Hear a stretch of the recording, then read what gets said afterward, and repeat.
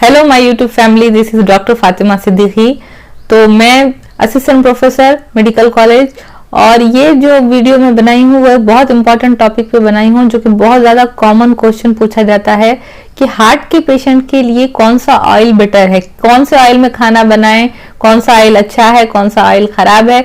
तो इसी टॉपिक पे मैं ये वीडियो बना रही हूँ। तो वैसे तो ये है कि कोई भी जो ऑयल होता है हार्ट के पेशेंट को कम ही खाना चाहिए। ऐसा नहीं है कि कोई ऑयल आप खाएंगे और आपके हार्ट में जो ब्लॉक है वो खुल जाएगा। लेकिन ये क्वेश्चन और ज्यादा कॉम्प्लिकेटेड इसलिए हो जाता है कि बहुत सारी जो मार्केटिंग कंपनीज हैं जो ऑयल बनाती हैं वो लोगों को गुमराह कर रही हैं।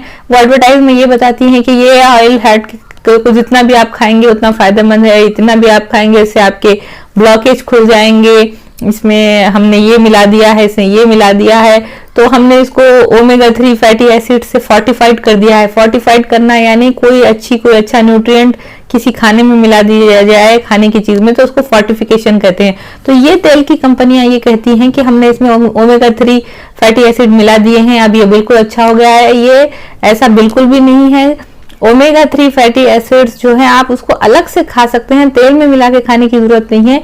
ओमेगा 3 फैटी एसिड कुछ हद तक कोलेस्ट्रॉल को कम करने में हेल्प करता है, लेकिन उसको तेल में इतनी ज्यादा मात्रा में मिला के खाने की जरूरत नहीं है, बल्कि जितना भी रिकमेंडेड अमाउंट है उसको आप अलग से लेके खा सकते हैं। ओमेगा 3 फैटी एसिड को तेल के साथ मिलाने के बाद ये बिल्कुल अच्छा हो जाएगा और या तेल आप कितना भी खा सकते हैं, ऐसे जो दावे कंपनीज कर रहे हैं ये लोगों को लिए सही नहीं है। ये तेल उसकी वजह से अच्छा हो जाएगा ऐसा नहीं है।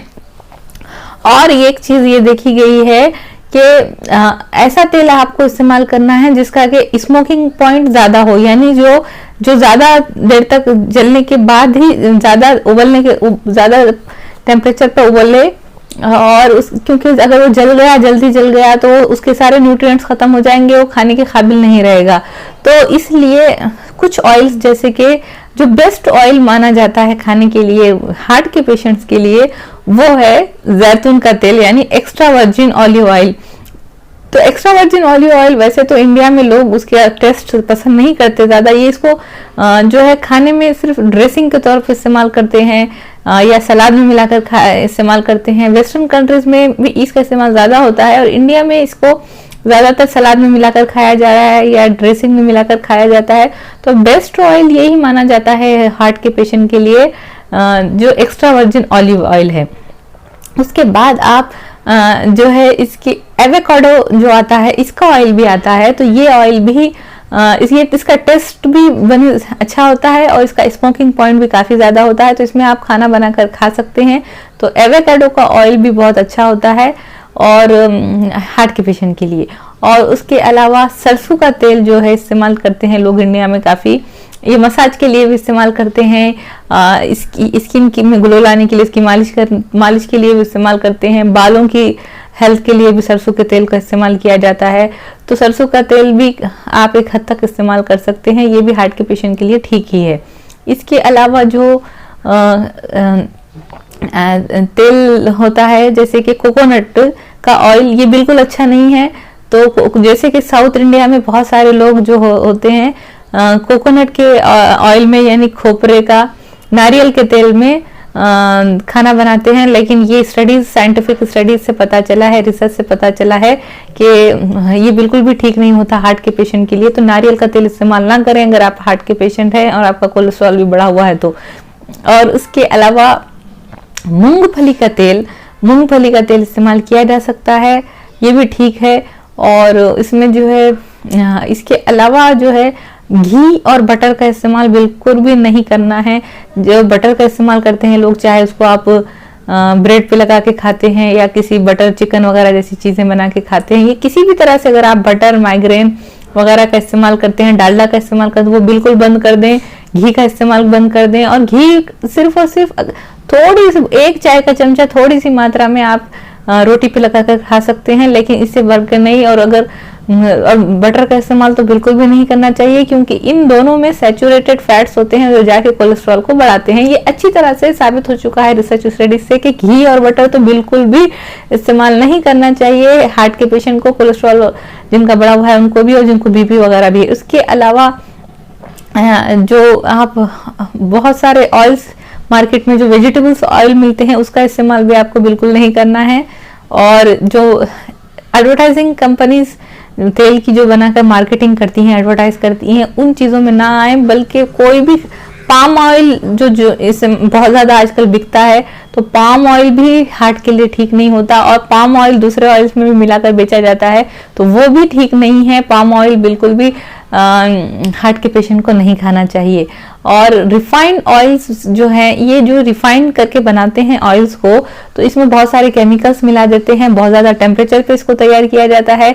तो इसका जो है ज़्यादा टेम्परेचर पे जब इसको तैयार किया जाता है तो इसमें डीनेचुरेशन हो जाता है, यानी ऑयल की अपनी जो नेचुरल क्वालिटी होती है वो ख़त्म हो जाती है। और उसके बाद ज़्यादा उसमें केमिकल्स, एसिड्स, अल्कली मिलाए जाते हैं। रिफाइन करते वक्त केमिकल प्रोसीजर अपनाया जाता है, जिसकी वजह से ऑयल हेल्थ के लिए सही नहीं रहता, और इसको बहुत ज़्यादा आजकल मार्केटिंग की जा रही है रिफाइन ऑयल को, जो कि हेल्थ के लिए अच्छा नहीं है। बल्कि उसके बजाय जो कच्चे घाने होते थे, जो पुराने मार्केट्स में हमारे इंडिया में पाए जाते थे, जहाँ पे नेचुरल तरीके से तेल निकाला जाता था, ये रिफाइन नहीं बल्कि नेचुरल, और उसकी वजह से ऑयल में नेचुरल चीज़ें बाकी रहती थी, उसकी अपनी क्वालिटी बाकी रहती थी, वो हेल्थ के लिए अच्छा है। और ये स्टडीज़ में एक देखा गया है कि इंडिया में कई लाखों लोगों की मौत हो रही है रिफाइंड ऑयल्स की वजह से।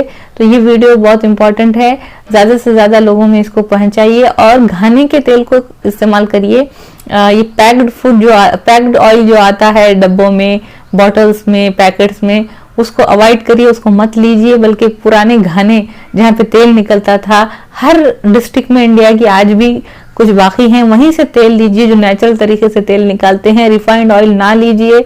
और अगर आप हार्ट के पेशेंट हैं तो बिल्कुल भी आपको जो नहीं लेना है वो है रिफाइंड ऑयल में ये पाम ऑयल भी नहीं लेना है, और साथ ही साथ सनफ्लावर ऑयल भी ठीक नहीं है। और उसके अलावा जो है कैनोला ऑयल के बारे में पता चला है कि ये भी ठीक नहीं, बल्कि आप सरसों का तेल ले सकते हैं, ऑलिव ऑयल ले सकते हैं, और कैनोला ऑयल नहीं लेना है, बल्कि उसके बजाय एवोकाडो का ऑयल ले सकते हैं। मूंगफली यानी ग्राउंडनट का ऑयल भी ठीक है, वो भी आप ले सकते हैं।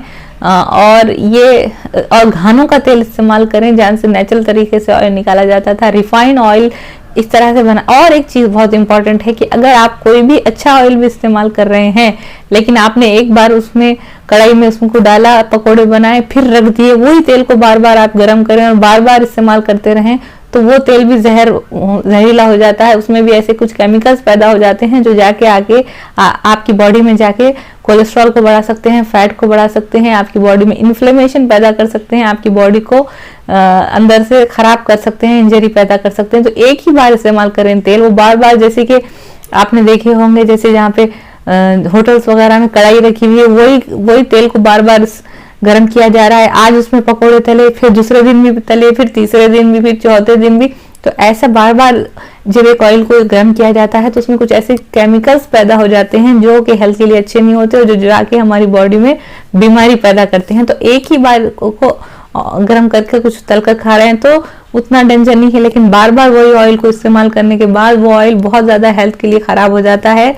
तो इसलिए ऐसी जगहों से ना लाएं, जैसे समोसा, पकौड़ी, और इसलिए तली हुई चीज़ों को ही अवॉइड करें और कम से कम तेल का इस्तेमाल करें। चाहे तेल कितना भी अच्छा क्यों ना हो, उसको ज़्यादा अगर आप खाएंगे तो बराबर वो जाके अंदर आपकी बॉडी में फैट बढ़ाएगा, कोलेस्ट्रॉल बढ़ाएगा। तो दिल के पेशेंट और सारे ही ब्लड प्रेशर के पेशेंट, जो मोटे लोग हैं, तो तेल का इस्तेमाल कम से कम ही करें तो अच्छा है।